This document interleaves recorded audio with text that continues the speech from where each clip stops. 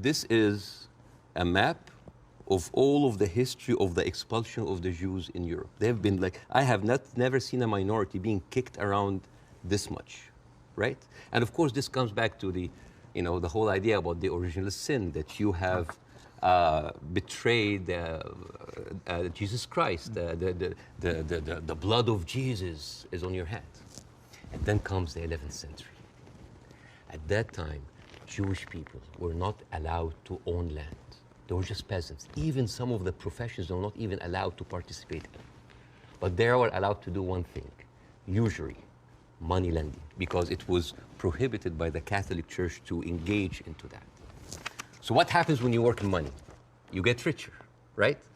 And those Jews lived in ghettos. Now, ghettos was not just like isolated neighborhoods in cities. Sometimes ghettos were outside the city. This is like how isolated they were. And in those ghettos, they have to pay gold to the mayor or the governor or the prince or the noble.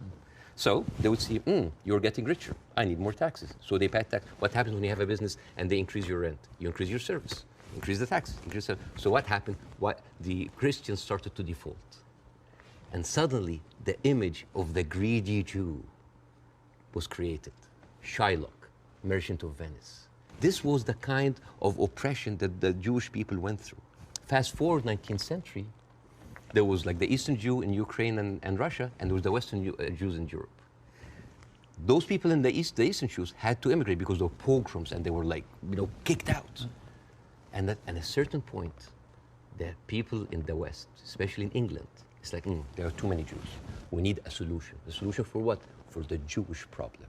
So it's like we need to get rid of them. And you know what? Palestine was not even in the A list. Palestine was in the B list.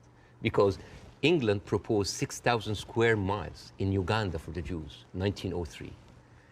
And the reason why Palestine was not on the list, that it was objected by a lot of rabbis that said, like, it's a promised land, but only when the Messiah comes. But there were other options, Argentina, South Africa, Uganda, Madagascar.